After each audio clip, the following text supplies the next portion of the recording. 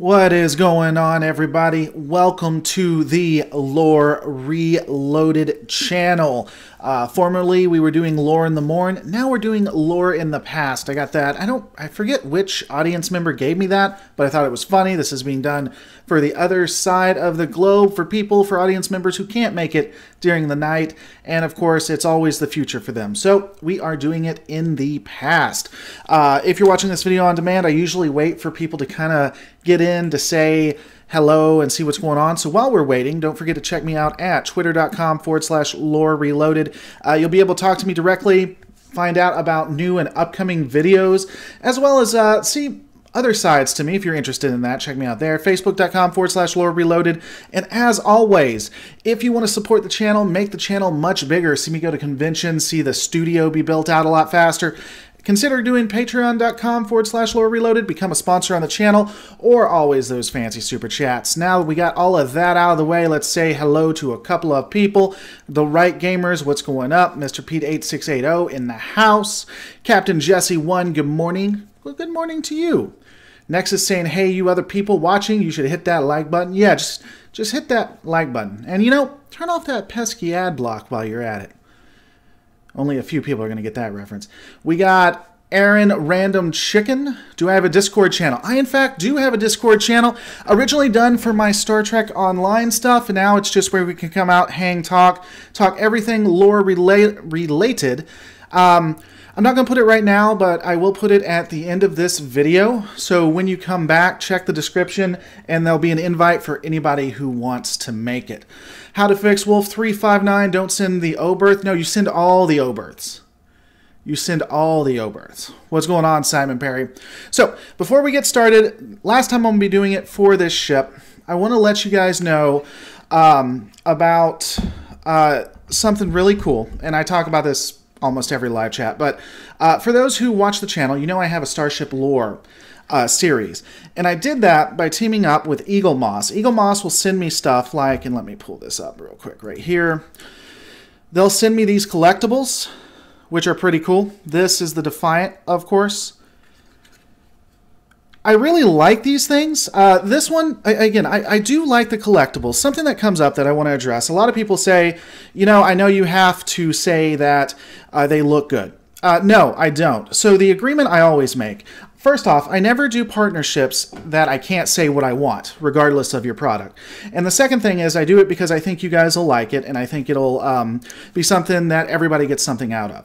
So there are a couple ships coming up that I don't like the way they made. We'll be talking about that. But I do like Eagle Moss overall, and I do like the Defiant class. I will say that some parts you can see the glue, which annoys me, but for the most part I like it. And if I didn't like it, I wouldn't do it. I don't take paid sponsorships where I'm required to say something, and I haven't taken a sponsorship where I'm paid at all to date. So just putting that out there. Let's jump in to Wolf 359, but before that I saw something I wanted to do. I wanted to say about... I missed it. I missed it. Oh well.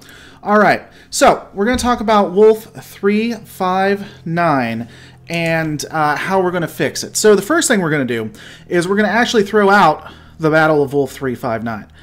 And before... I'm in the final stages of doing the Wolf 359 video, how to fix it. It's going to be coming out tomorrow. I really wanted to do this just to have a chat with you guys, see what you guys think, see if there's anything I need to add or tweak on the video itself. If you're watching this, you are going to be required to watch it. Watch the video tomorrow. But, so Wolf 359, that battle specifically, I would remove it. I would not fight the Borg at Wolf 359. This battle would actually be called the First Battle of Sector 001 or the Battle of Earth. And yes, I know a lot of this is talking with hindsight. I get that, but I was asked how I would run it. This is how I would run it. The Battle of Wolf 359 wouldn't occur. We would wait until Sector 001. And during that time, the way I'm setting it up is that there would be picket lines. So we had, I think it was 40 ships. It was 40 or 50 ships, keep me honest on that. It's right in the video. But I would use a third of those ships. Half of them would be the more advanced ships. Half of them would be old, not O-berths, but old. And do picket lines, at least 3 picket lines, where the objective would be to stop or slow down the Borg cube, not necessarily defeat it. Once we've slowed it down, we would then fall back to the second picket line, and then fall back to the third picket line, and then ultimately would have the actual battle itself at Earth. Now, there's a couple of reasons that I want to slow down the Borg cube itself. The Galaxy-class ship, the Enterprise, is the most advanced ship that they had, and is obviously lagging behind. We need to allow it time to get back to Earth. So, I would try to buy it time to get to Earth itself. And it wouldn't be ordered to engage, it would be ordered to fight back. To Michelle Leto? Or Leto. So wait, is this hindsight being 2020? The information I'm using is everything that was available to the captain and the admirals. It's not anything from Voyager or anything like that. This was everything that admiral had available to him, not running on fear. So, again, all the knowledge I'm using here, he used. I do have a question, if anyone could find it, because I wasn't able to. Are there any ships in the fleet that was available at Wolf 359, sans the Galaxy class, that had the ability to lay mines or had mines available to it? And if you guys could confirm that for me, I mean, I can go look it up. It'll just take me extra time. I'd have to do it after this, too. But if anyone knows it off the top of their head, that'd be nice. 14K Leon, would you use the Mars defense perimeter with a picket line? So the Mars defense perimeter, based on what we saw, was absolutely useless. I would more use Mars, the ships available on Mars, to get people out and get people away. Mars didn't add anything to it. It didn't even slow them down, and that's a waste of lives. I get why they did it. They're running scared. But Mars, the Oberth, I'm on the fence on what I would do with that. We'll talk about that a little bit later. But Mars, every civilian ship I could get would be offloading people from Earth, Luna, and Mars itself. And I would be calling for reinforcements to either get people off from Vulcan, Teller, and Andoria. Bobby Coggin says the writers of Star Trek are not known for their knowledge of military space fleet, strategy, and tactics, or portraying them in a realistic fashion. Well, they got something in common with me, because I have not been in the military. This is just me talking.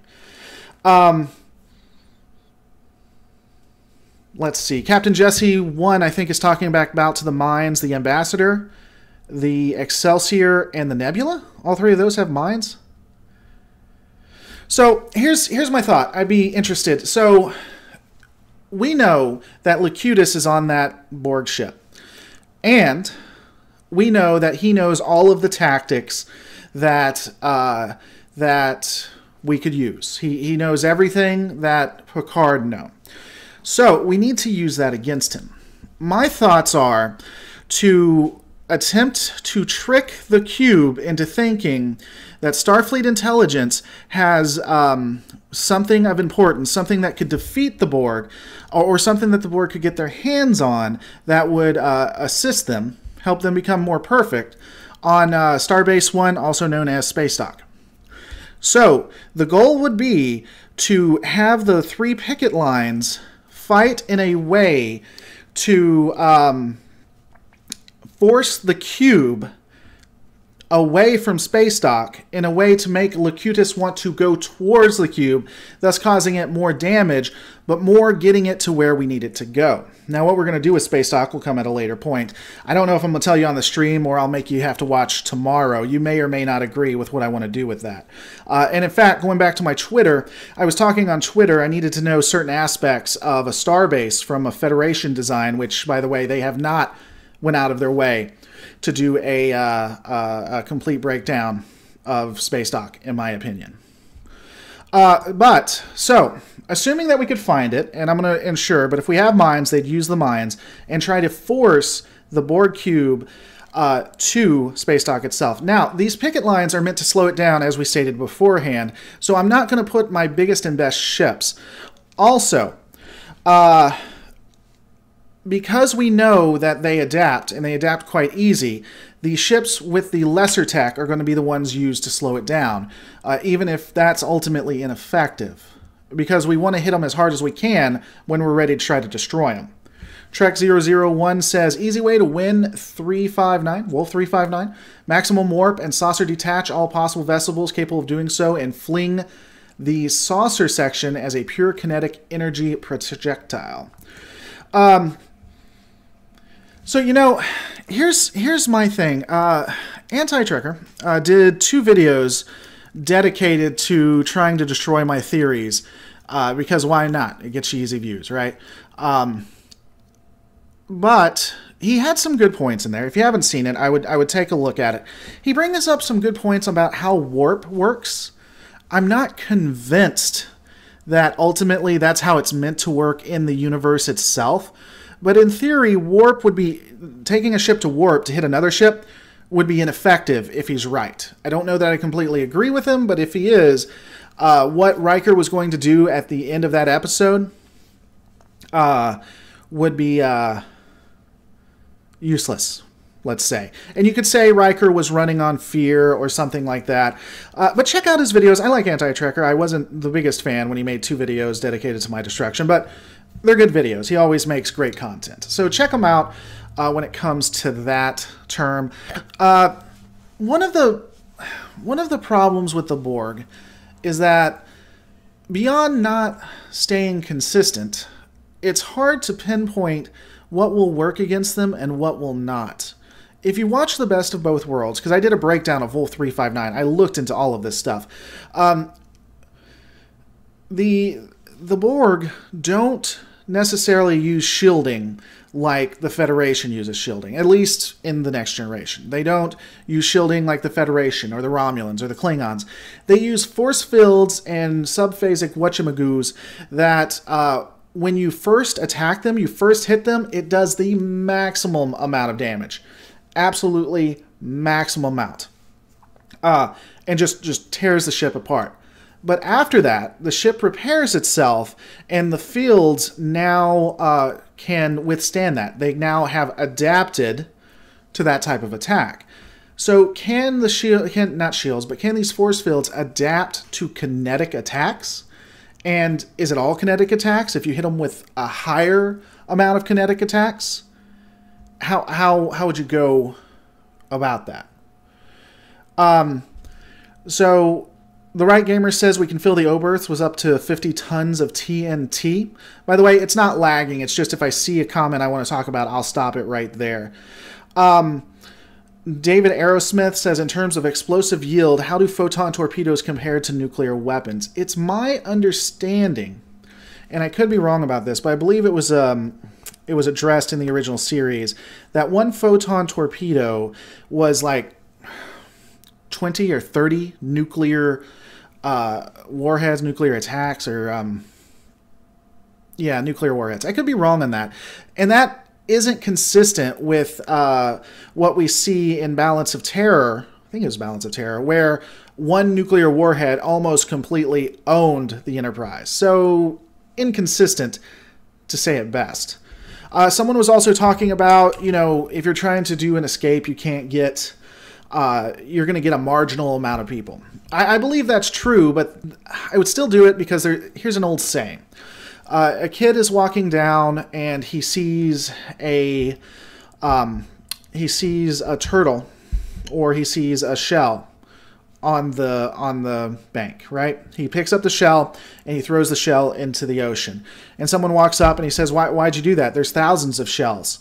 You're not going to make a difference. There's thousands of shells here.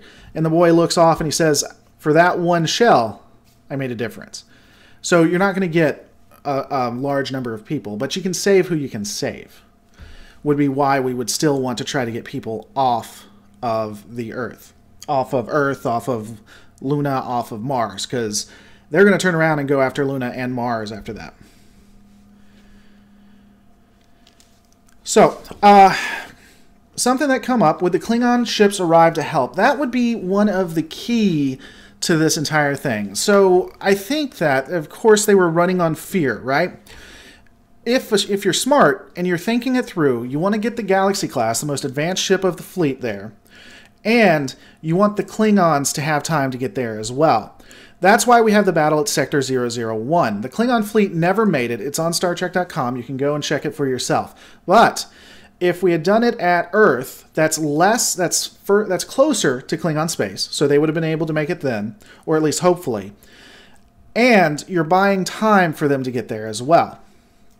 The other thing is for me, if I'm in charge of it, I'm doing a general SOS. A complete and utter SOS to everybody. So the Gorn, the Tholians, Romulans, Ferengi, Cardassians. Hey, this big bad is going to come and could possibly destroy us. We definitely need your help. You're welcome to come across our borders.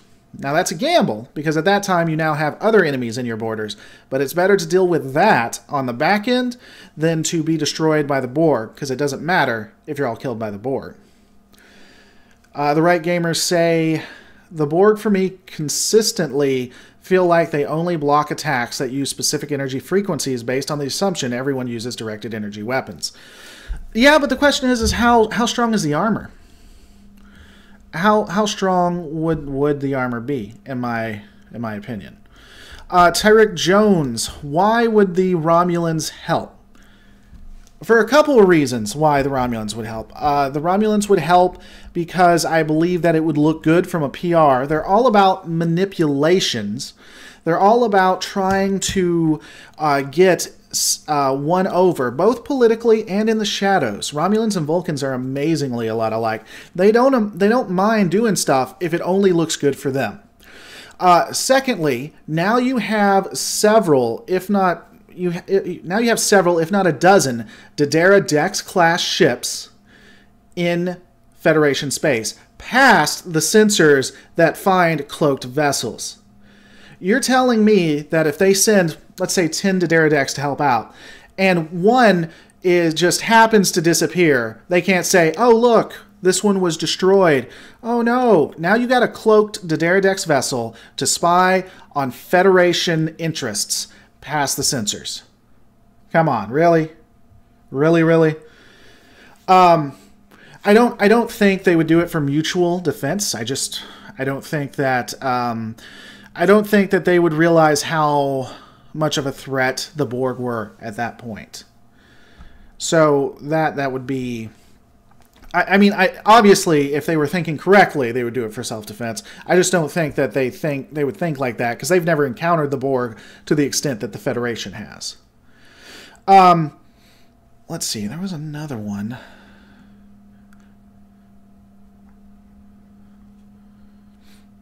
Another idea to defeat the cube would be to focus on one area on the cube, bombard it until the interior is exposed, and then they have the means to regenerate it in time, throw in torpedoes or sewers. Yeah, they defeat the Borg a lot that way, and that would be a part of the idea.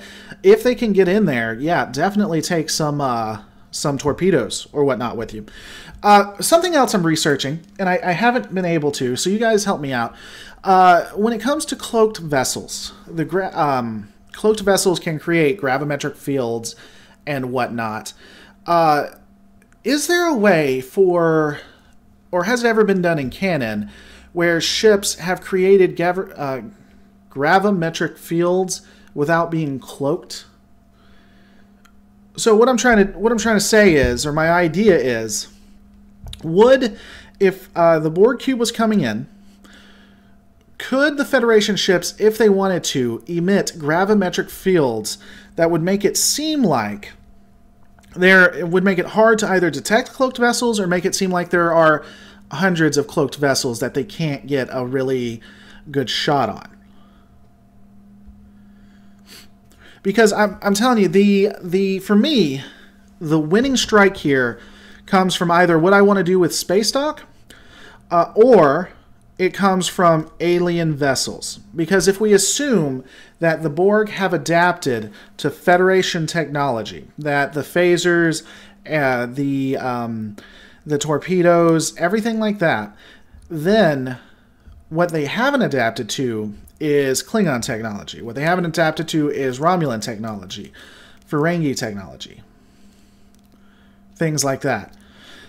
So that would be the key there, is using that effectively, because you get one shot really with it.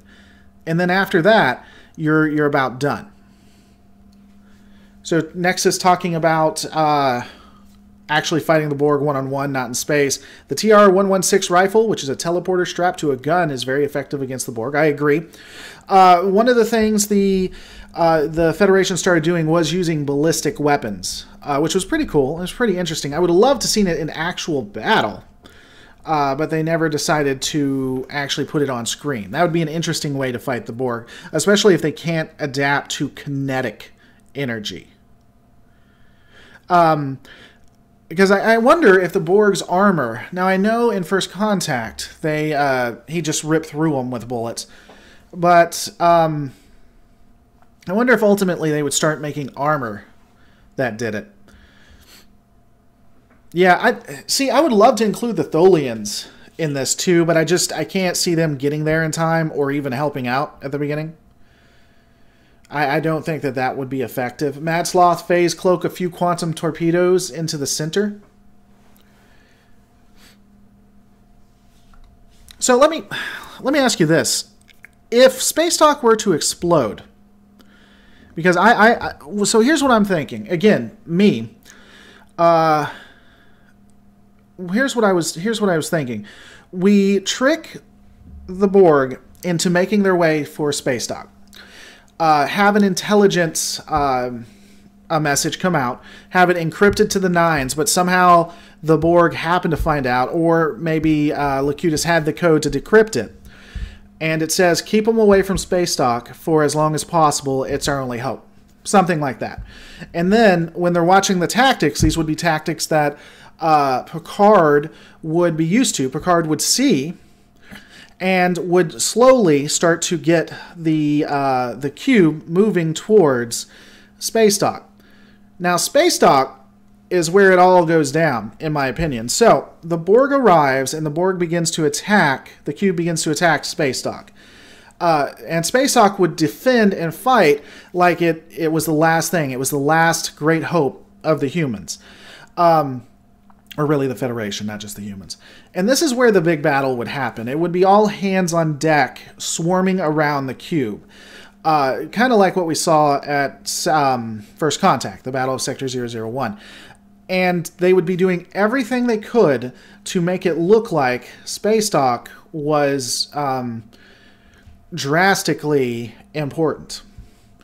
At that point, and I do believe that Space Dock itself would be trying to jettison stuff, trying to make it look like they were trying to move things off, right? And it would be key. And, you know, this wouldn't be popular. This would probably, if I was the Admiral and people followed what I said, would probably get me put in jail for the rest of my life. And not a lot of people are going to like this. But ultimately, the way that this goes is this battle is for the defense of the Federation first, the defense of Earth second, the individuals in the battle third. So right now, we're trying to safeguard the Federation and Earth, which means the Earth is important, and any individual ship or individual person isn't as important.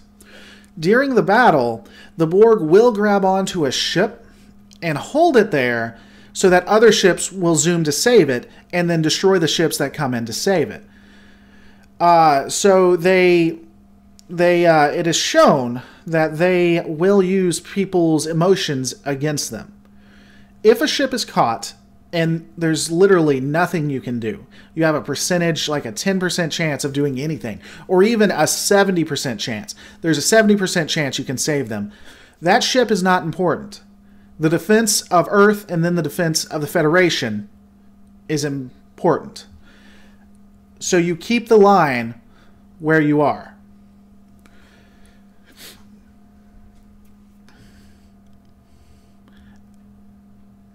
Now, we continue going, and the every ship... No, it's not every ship for itself. It is not every ship for itself. Every ship will have a specific, a very specific job. And you can't allow them to pull you off the job. You can't allow them to lower your guard to save someone because it's heroic or it's because someone you know. It's not every ship for themselves. It's you hold the line because you have to have an eagle eyes view, and the more ships we lose, the more of a chance we're going to lose. Because if you lose big. Except for the Oberths. The Oberths are coming in next. So the cube drops the shields on space dock and begin bringing Borg over. That's when we have the original series movie moment, because at that point, I would intend to blow space dock to hell and back. I would overload. Now, this is what I was doing on Twitter, and so if you guys ever want to help me research, I ask questions on Twitter for people to help me out. Apparently, space dock has fusion reactors and not antimatter reactors, which makes no sense to me. I called it a warp drive because that's what antimatter antimatter reactors are basically used for warp drive and to power a ship. And I don't know why they wouldn't have it. They obviously don't need warp drive, but it is an effective use of power. It is just a massive amount of power. But they don't. They have fusion drives that power space dock. And yeah, I would blow the living hell out of it. And like someone else pointed out, I would have every piece of available ordnance on space dock. Absolutely. I mean, quantum torpedoes, regular torpedoes, anything that was on Earth would have been beamed up before it got there. Blow it to hell. Hopefully, that would cause damage to the cube. It should. And then, part 2 would be the decloaking of the entire Klingon task force that arrived. And at this point, this is really the big gambit. So, for the most part, for most of the battle, the Klingons would have fell back. The Klingons wouldn't have done anything. They would have waited. And then, once the space dock has been destroyed and the cube is hopefully pretty damaged, we bring the new technology that the Borg have not adapted to, and we completely unload on the thing. Like someone said, hopefully parts of it would be open to space at this point, and you just drive through it. Now, consider this. When Enterprise D first meets the cube and they attack it, they do what? 20% or more damage to it? So, at that point, if a Klingon went all out, we should be able to do more than that, especially if you have a fleet of them. And hopefully that would disable it. You'd have to, I think they said, what did they say? 80% of it would have to be destroyed, which I think is a tough number to get to. 86%, something like that. So, let's assume none of that works, which hopefully that works, because that's the big gambit for me. Hopefully the Galaxy class would get there. Hopefully we would have we'd have enough to finish it off. But let's assume that we didn't. So we've blown up space dock. The Klingons gave it all they got. Let's look at our priorities. We have the Federation is the first priority. Earth was the second. What's up, James Hegberg? So at this point, if we failed, and someone keeps coming up, I'll get to my point in a second. Use Genesis weapon and beam it to the Borg ship and then trigger it remotely. I don't know that the Genesis weapon would be available at that point. But let's say that they failed. Earth is going to fall. The Borg cube has not been able to do anything. I'm sorry. Earth is going to fall. The Borg cube is still able to do its mission. At that point, the Earth is forfeit. I would take, I forget what kind of device Bashir had when he tried to destroy the Bajoran system.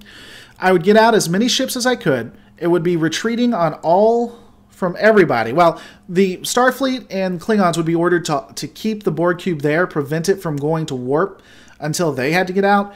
And then I would take whatever weapon Bashir used and I would fly it straight in to the sun Earth and destroy it that way.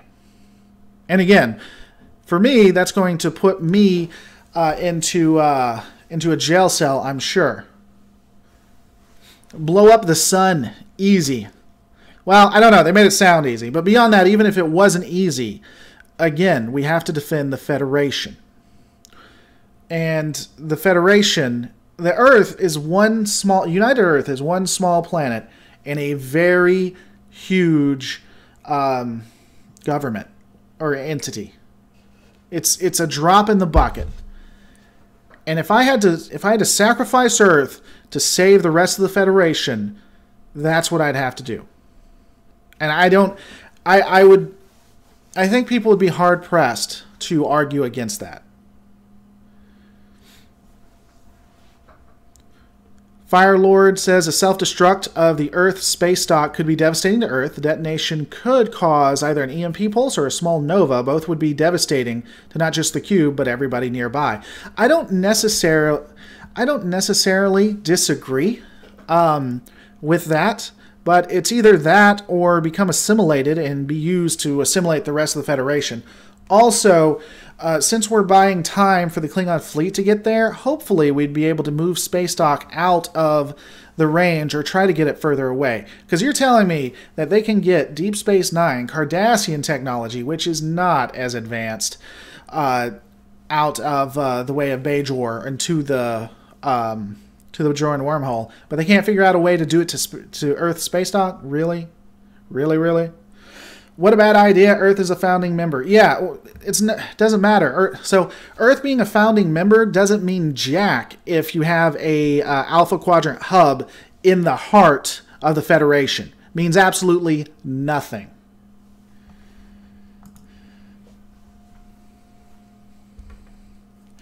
Ronnie says, then Earth would be lost and lose most of Federation space? Absolutely not. Earth is so small and insignificant. I would encourage you to look at any map, even though there's not a quote-unquote canon map. I would encourage you to look at any map and see how big Federation space is. It is insignificant in comparison to how large the Federation is. Han Solo says, I'm going to be honest here. This sounds stupid. Han Solo, feel free to give me some counters. Talk me through it. Why is it stupid? What is stupid about it, my good friend? Dr. Crusher killed the cube with just raw energy, and less of that, you'd need to blow up the sun. Just apply the intended trigger directly and fry the board. So if you guys are thinking this is stupid, a lot of people are saying biological warfare, biological warfare. I'm not against that. They even discussed nanoprobes, but I'm trying to, I couldn't really find a good biological warfare tactic that they would be able to use.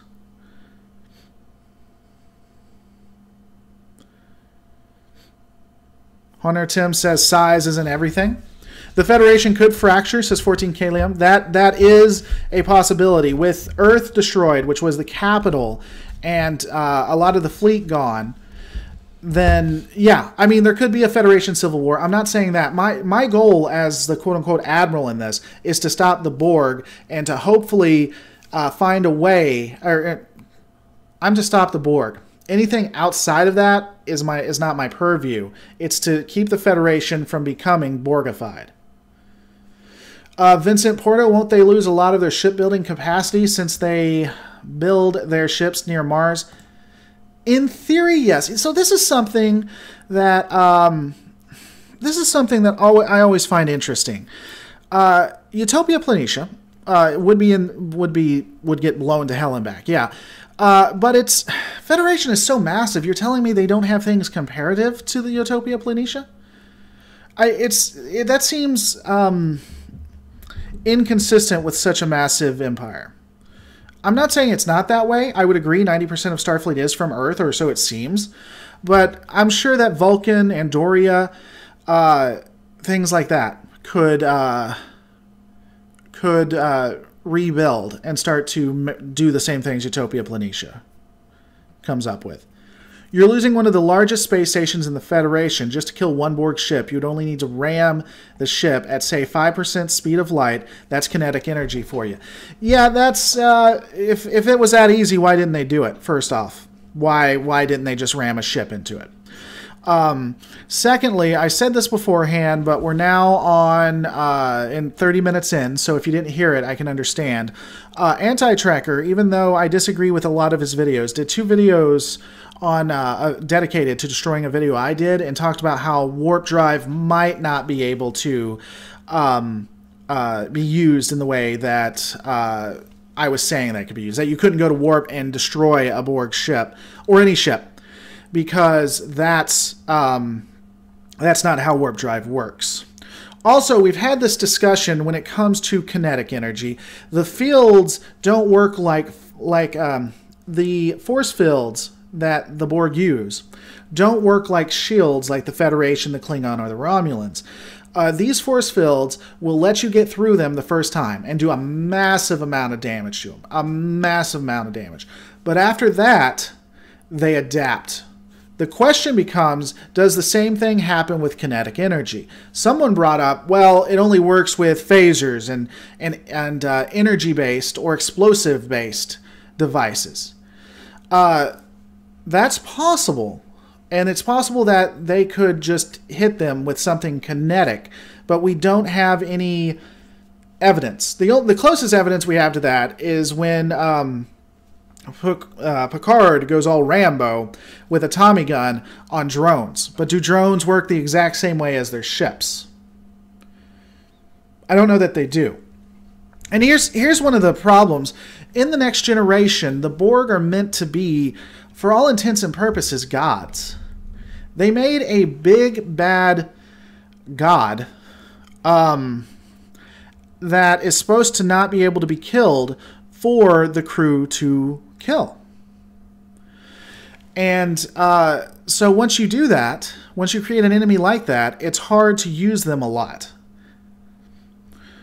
How can you adapt to a nuke? I don't know, but they can adapt to photon torpedoes, which are more powerful than nuclear devices. So isn't it assumed to keep the enhancements in place unless there is a new type of damage on them? So that is an interesting theory. So that's an interesting theory that I think you guys would find interesting. And we discussed this on another, I think it was one of the Geek Breakdowns, either the last one or the one before that. Do the Borg, when they adapt, do they only have a certain number of abilities to adapt? And so when they're fighting across the galaxy, they can only adapt so much, which is why when they engage the Federation, back off and re-engage the Federation, that the settings they hit them with, they have to readapt again. So let's say, and this is a small number, but let's say that the Borg are fighting the Federation and they're fighting 3 other species in the Delta Quadrant. They're all linked together, of course. They all use the same settings, everything like that. And they only have 10 adaptation slots. And so the Federation will hit them 3 times, kill the 3 Borg, they adapt for 2. And then they're adapting on the other side, but they can only adapt so much. So the shielding will constantly stay adapted, go out of the adaptation. The Borg choose which ones to keep. So maybe they're fighting a Delta Quadrant and they're winning in the Delta Quadrant. So they're like, all right, we're not going to continue to adapt to them. Let's focus all of adaptations on the Federation. There's no... by the way, thank you, Jules Valez. By the way, guys, best way to help the channel, help it grow, help the studio, help me so I can eat and go to conventions, Super Chat, Patreon, things like that. I definitely appreciate it. But, yeah, so do they have to adapt like that? Because there are only so many ways that you can change a phaser setting. Even when you randomize it, even if you said there were 3,000 different settings, there are only 3,000. There is a number they're going to hit. But every time we face the Borg, they get so many shots, right? Always. So they have to be losing that adaptation somehow. Nexus, when I'm not at school, I'm going to look up torpedo yields, because one torpedo being more than one nuke does not make sense. If that is the truth, then you saying that NX ships can survive nukes. Yes, Nexus, look up the original series. They actually have a scene in it where they discuss it, and they say like one photon torpedo is like 30 nuclear devices, which makes no sense because, in Balance of Terror, the Enterprise, the original Enterprise, almost was destroyed by a nuke. Like, the Romulans used a nuke and almost destroyed them. It's inconsistent for the best. Evidence shows they keep an adaptation in place for a period of time and retire that adaptation if they don't need it anymore, but bring it back if they need it again. Hansen's biodampener, for example.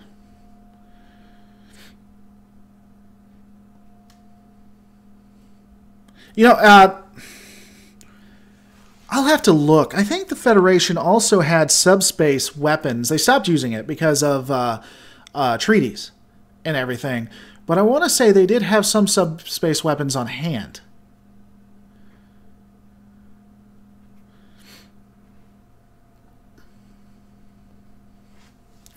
Jules, remember they said they could not see each other and use nukes. I don't remember what series. That is from the original series, in Balance of Terror, Jules. Wesley Crusher's nanites civilization from the episode Evolution, however, in the novel, they was going to ask the nanites to fight against the Borg, but fear the nanites will be assimilated. Okay.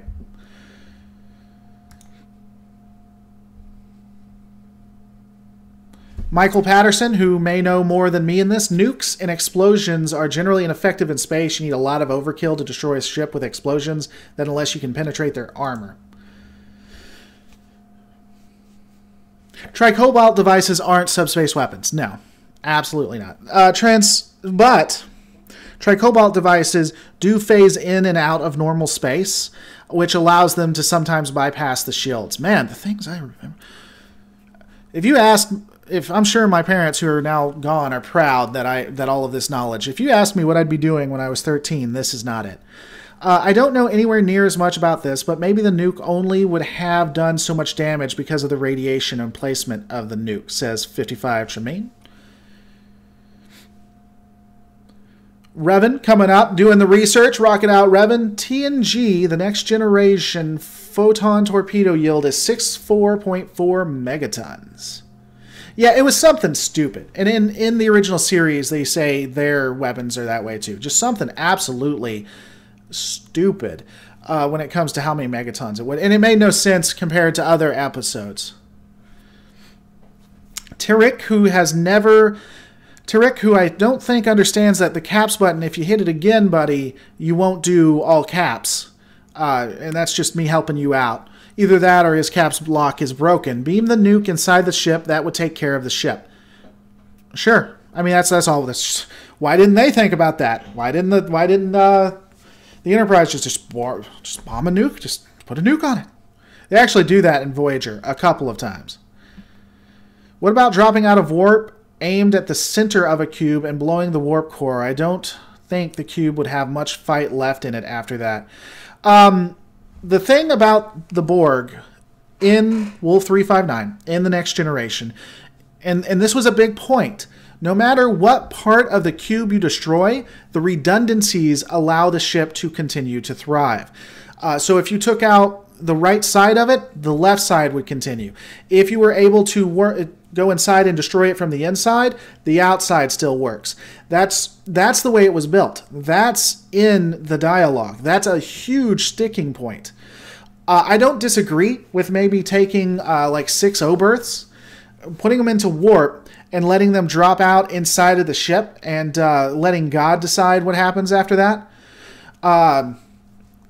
But yeah,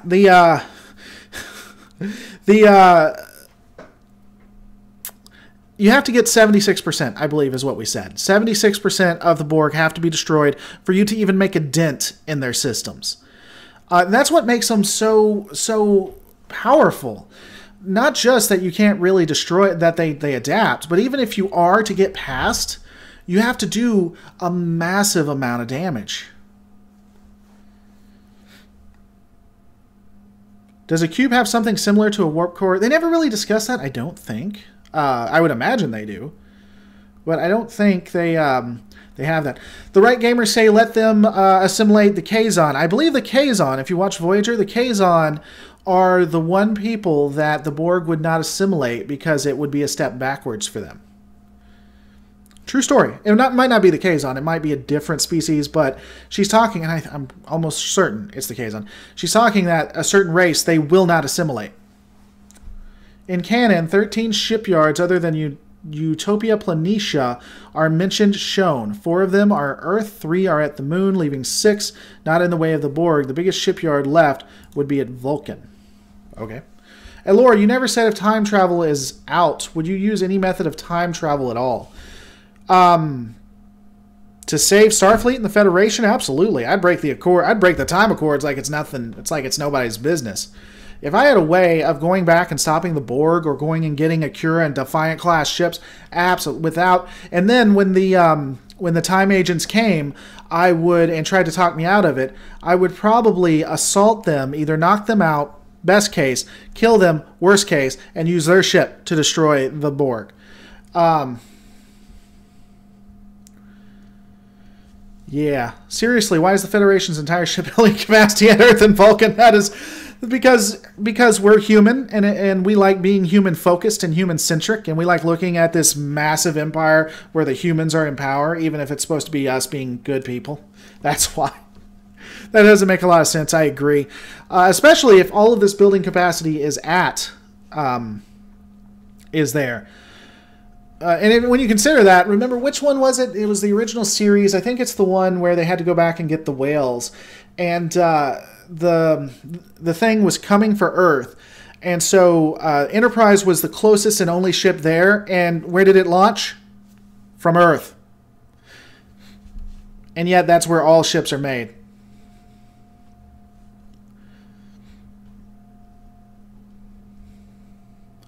Michael Peterson, in any case, the Borg have had their butts handed to them so often that I wonder if they adapt and decide to trade for tech and grow clone bodies.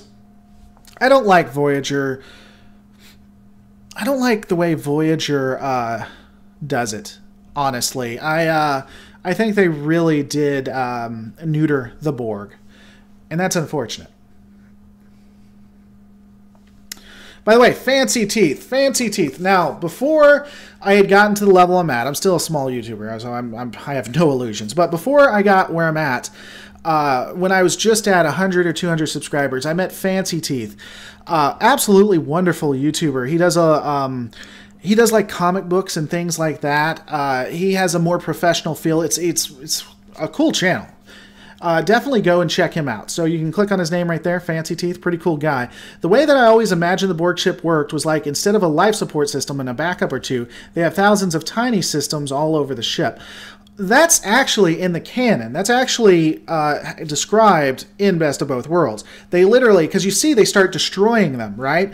They have these glowing things, these redundancy systems on the ceiling. And they start destroying them, not to stop it, but just to get the Borg's attention. So that's exactly how it works. They have just the entire ship itself is a warp drive. The entire ship itself is the phaser weapons. They don't have phaser weapons. Is the whatever weapons.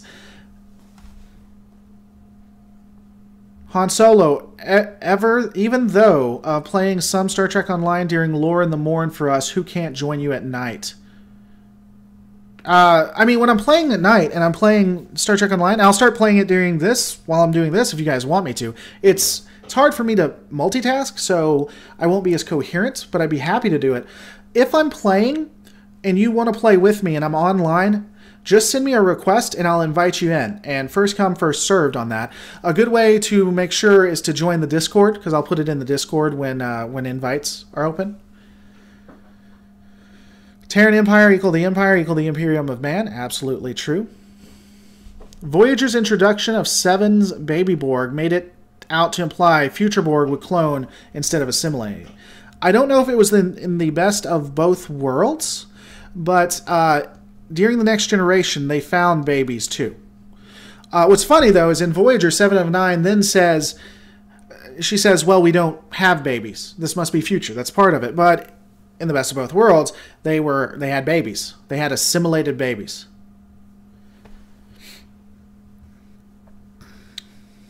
So, quick spoilers, if you're playing Star Trek Online and you haven't done the featured episode involving the Zenkethi, then you need to turn it off for about 30 seconds in 5, 4, 3, 2, 1. Speaking of Star Trek Online, that Odo, though, yeah, they admitted on 10/4 during their Twitch stream that was taken from another from an episode, which is funny. I like Star Trek Online. A lot of people take my sarcasm and criticism that I don't like Star Trek Online. I wouldn't play it if I didn't like it and didn't enjoy it, and I wouldn't put it on my channel if it wasn't something that I thought you should check out.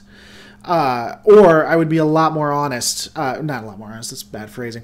Or I'd be very upfront that I don't think you should check it out.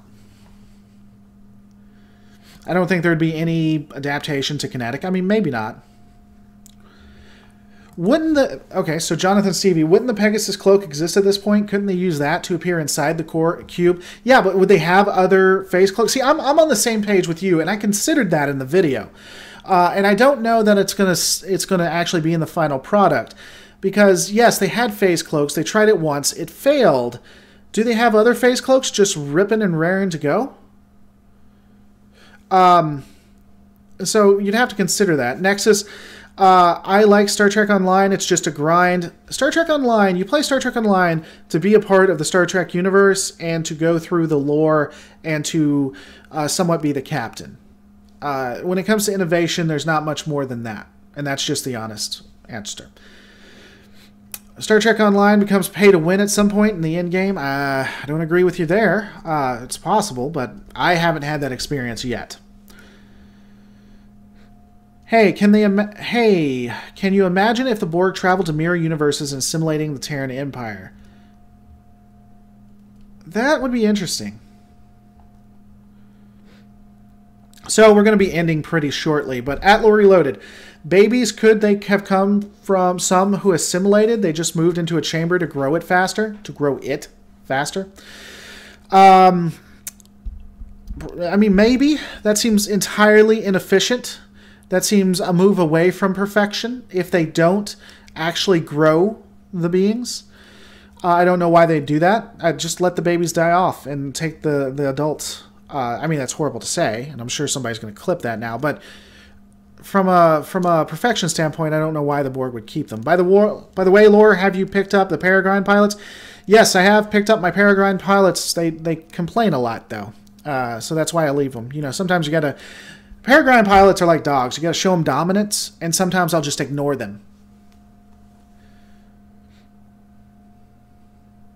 Revan, it was in Voyager. No, it was also in the Next Generation, if you're talking about babies. I promise you, it was.